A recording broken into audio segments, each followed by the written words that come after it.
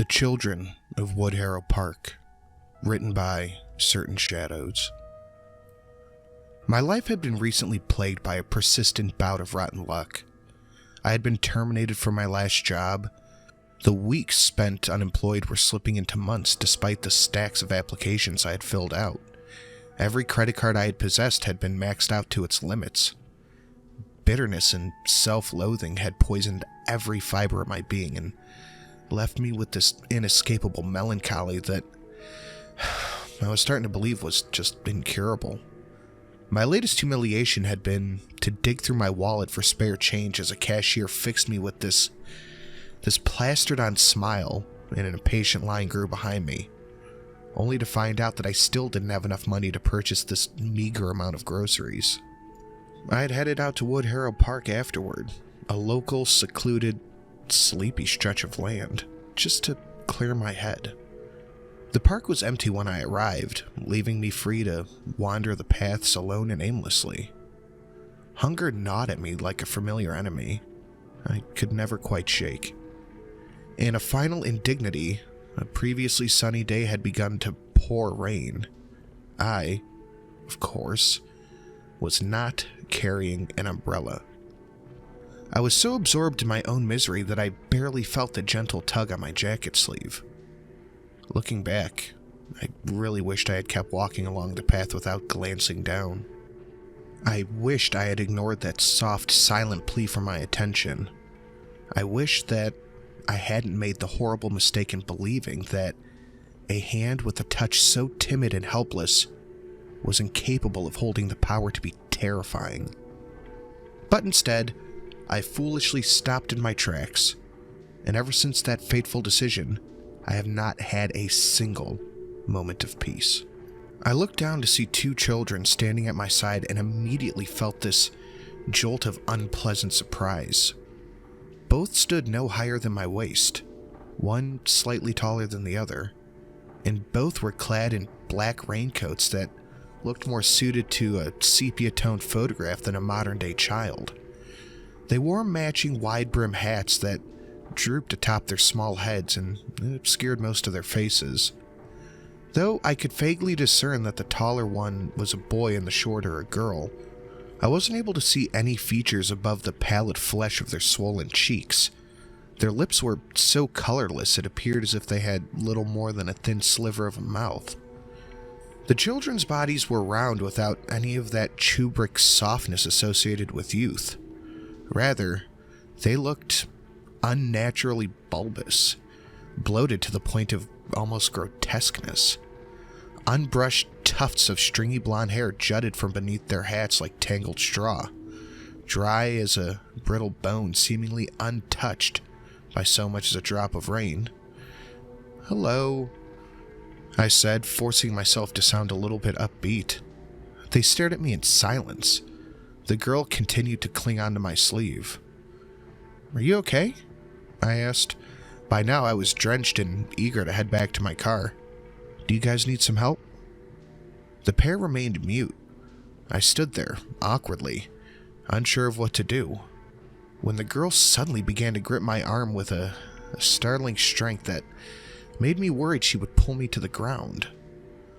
Alarms rang loudly throughout my brain. I immediately felt the urge to extract myself from her unsettling grasp and leave them both behind in the rain. "Well," I wearily pulled my arm away, somewhat embarrassed for being afraid of how the pair would react. "If you guys don't need anything, I guess I'll be on my way." She released her hold on me without any protest.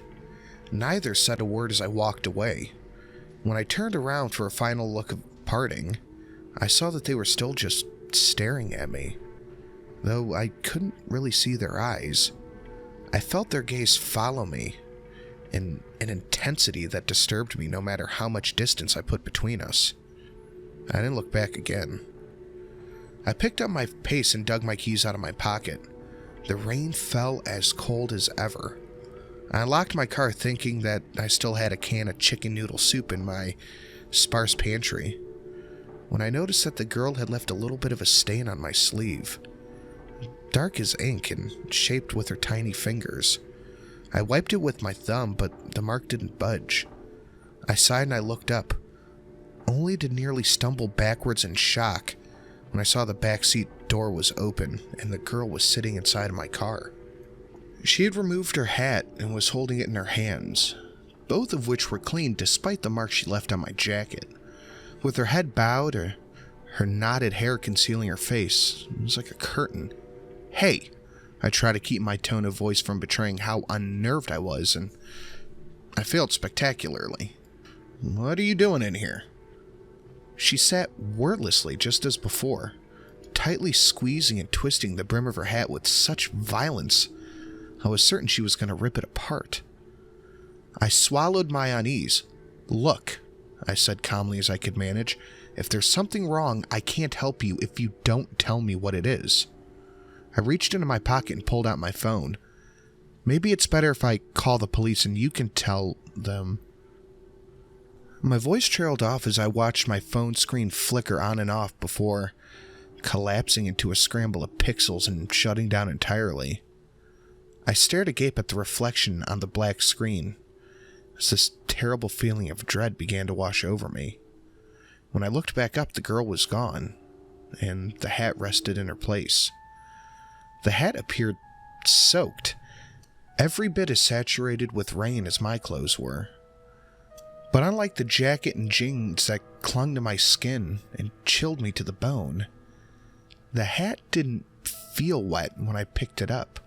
It was dry to the touch, even as I watched beads of rain drop from its brim onto the car's upholstery. I realized with something in between fascination and horror that the raindrops left no traces where they landed. When I cupped my hand to catch the drops in my palm, I felt nothing. Furthermore, the back seat was completely dry. There were no damp footprints, no water spots, nothing at all to indicate a girl that was wearing a coat glistening with rain had been sitting there just a couple seconds ago. I turned and flung the foul thing into the parking lot and gasped out loud when I saw the boy standing only a couple of feet away. "She forgot her hat," I said dimly, my heart thundering madly in my chest. My mind screamed at me to jump in the car and drive off as fast as I could and never come back to Woodharrow Park again. But it was the same fear that left me rooted in my spot, paralyzed and helpless, even as the boy stepped closer to me. "Stop it," I wanted to scream, but my tongue felt too thick for words. The boy lifted his hat, and a burst of darkness erupted in my eyes, blinding me as a hellish symphony assaulted my other senses. I could neither see nor move, but I felt insects scuttling behind my eyes, scales slithering inside of my skull. A vile taste of putrid water filled my mouth as this deadly sense of rotted flesh infested my nostrils. Final breaths rattling in a dying throat, drowned bodies thrashing against the water as they sank, screams of agony so shrill that they sounded inhuman. I heard them all, hideous and more. I stood frozen in the terrifying darkness as the rain furiously slashed against my body like cold blades, unable to weep or let out a cry for help. Suddenly, I felt somebody grab hold of my hand and pull me free from this loathsome trance just as abruptly as I was consumed by it. My vision returned, and I saw that I was now alone. The girl's hat had disappeared. I dove into my car and sped out of Woodharrow Park. The sky grew clearer every mile. When I got home, I peeled off my wet clothes and climbed into the shower. I sat there beneath the hot spray, immersing myself in the steam and the warmth, and jumped out and instantly turned cold. I dried off and crawled into my bed, buried myself beneath the blankets as my mind raced with the nightmare that I had just endured. I wondered if the children, whoever they were, had somehow been drawn to the despair that I had felt walking through the park. Perhaps my hopelessness and sorrow had served as some miserable beacon, guiding them towards me and leaving me vulnerable to their presence. There was one thing I knew for certain. It was the girl who had rescued me. I had known that the second I felt her small hand touch mine. I realized it now that she hadn't climbed into the car to frighten me. She'd only wanted me to stay with her in the park, Tears slid down my cheeks as I thought of her being forced to forever wander the park with no one but the boy who carried hell beneath his hat to keep her company. Maybe she too once visited the park while bearing some kind of sadness as heavy as my own, only to wind up imprisoned by it. I slept fitfully at best. When I woke up the following morning, I had discovered that the stain on my coat sleeve had somehow bled its way onto my arm. I spent hours trying to wash it off, scoring my flesh until it grew angry and raw, but the mark refused to be cleansed away. I sat on the floor of my bathroom, gazing down onto the imprint of the girl's fingers on my reddened skin. I felt the horrid chill of Woodharrow's rain creep into my spine. That was last week. The mark still remains on my arm. At night, I toss and turn and vividly dream of the park. I told myself repeatedly that I can't go back there, that I was lucky enough to make it out alive and I might not be so fortunate again. But I can't stop thinking about that girl. I pity and I fear her in equal measure. When it rains, I look out the window and wonder if I'll see her outside waiting for me, clutching her hat and bowing her tangled head. The thought both saddens and honestly terrifies me. So I've made a decision. Perhaps I'll live long enough to regret this one too. As soon as I finish posting this, I'm grabbing my car keys and driving right back to the park. I know I might be walking into my own doom. I know that the marks on my arm are most likely a bad omen. I know that the girl may be every bit as malevolent as the boy, that she may be trying to lure me into some trap of her own. I know that there stands a strong chance that I'll never be able to come back and tell you what happened. But I can't keep reliving the same nightmare over and over and over again. In a way, I guess I never truly left Woodharrow. My mind wanders its path even as I hide in my home. I've got to go now. Wish me luck. I have a feeling it's going to rain.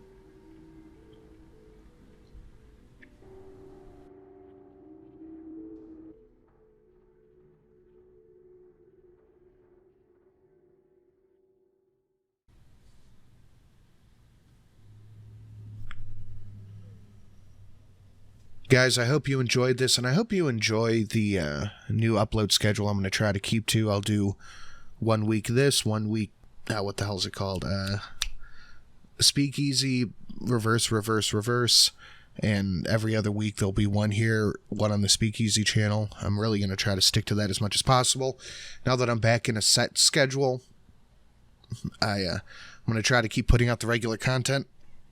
If you guys like it, please like and share, do all that stuff that YouTube likes, game the algorithm, etc., etc. If you want to support, please hit up that Patreon, or the Streamlabs might be listed down below for a one-time, whatever. Just like and share it. That's all I really want. Thank you.